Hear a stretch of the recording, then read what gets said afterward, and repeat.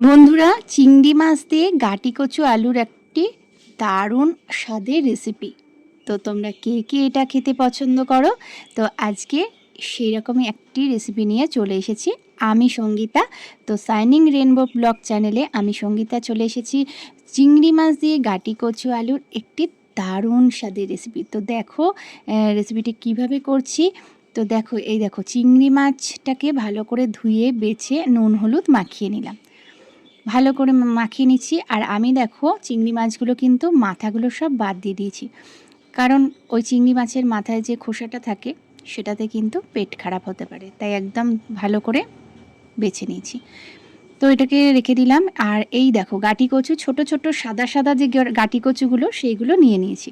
আর এই গাটি কচুগুলো খেতে খুবই ভালো লাগে, সিদ্ধ হয় তাড়াতাড়ি, সুস্বাদুও লাগে। আর নিয়েছি দেখো পেঁয়াজ কুচি, পেঁয়াজ কুচিটা রেখেছি।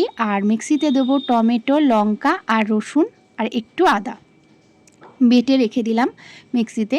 কড়াইতে দিয়ে দিলাম সর্ষের তেল। সর্ষের তেল গরম হলে আলুটাকে ভেজে নেব, ডুমো করে রাখা আলুটাকে ভেজে নিলাম।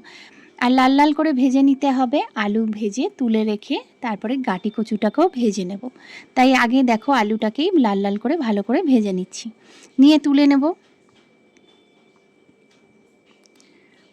তুলে রাখার পরে দেব হলো গাটি কচু।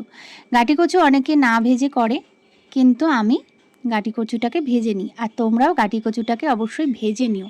কেন বলো তো? ভাজলে পরে মানে ওই হরহরে ব্যাপারটা থাকে না।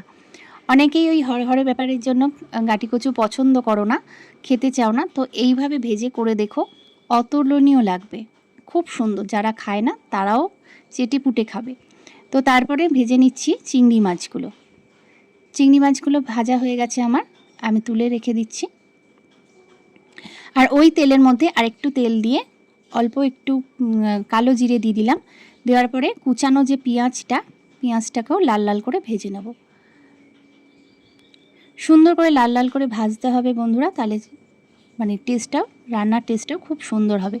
আর টমেটো অর্ধেক বেটেছিলাম, আর অর্ধেকটা তেলের ওপরে দিলাম। দেওয়ার পরে যে বেটে রেখেছিলাম রসুন, আদা আর কাঁচা লঙ্কা বাটাটা, সেটা দিয়ে দিলাম। দিয়ে নাড়াচাড়া করতে হবে, মশলা একদম ভালো করে কষাতে হবে যতক্ষণ না তেল বেরোয়। আর তার উপরে নুন, হলুদ, লঙ্কার গুঁড়ো বলতে আমি লঙ্কার গুঁড়ো দিইনি, মানে যেটা রং হয় কাশ্মীরি লঙ্কার গুঁড়ো সেইটাই দিয়েছি। কাঁচা লঙ্কা বাটা দিলে বেশি সুন্দর টেস্ট হয় এই রান্নাটার।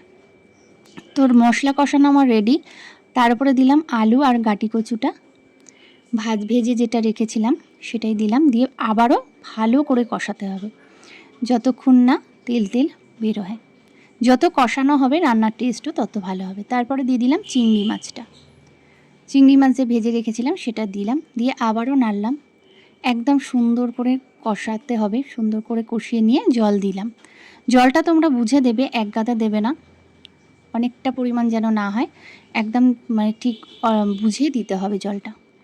জল দেওয়ার পরে দেখো ঢাকা দিয়ে দেবো, দিয়ে গাটি কচু আলুটা সেদ্ধ হবে। গাটি কচু আলু আমার সিদ্ধ হয়ে গেছে দেখো। তো ঝোলটা রয়েছে, আমি কিন্তু ঝোল রাখবো না, একদম শুকনো শুকনো করে কষা কষা করে করব। তো দেখো ঝোলটা মরা অবধি আমি অপেক্ষা করছি, একদম নেড়ে চেড়ে। দেখো আমার গাটি কচু কিন্তু গলেও যায়নি, আবার শক্তও নেই, একদম শুকনো হয়ে এসছে। এবার আমি নামিয়ে নেব গরম মশলা দিয়ে। তোমরা গরম মশলা না দিলেও পারো, কিন্তু গরম মশলা দিলে টেস্ট আরও ভালো হয়। তো আমার তৈরি হয়ে গেছে দেখো চিংড়ি মাছ দিয়ে গাটি কচু আলুর সুস্বাদু একটি রেসিপি। গাটি কচু আলুর দমও বলতে পারো চিংড়ি মাছ দিয়ে, খুব সুস্বাদু লাগে, ভীষণ সুন্দর। যারা খাও না তারা একবার খেয়ে দেখো, অপূর্ব লাগবে।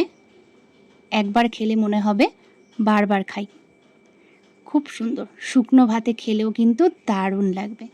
তো বন্ধুরা, আমার ভিডিওটা কেমন লাগলো অবশ্যই জানিও। আবার দেখা হবে নতুন একটা ভিডিওর সাথে। Tata, bye bye.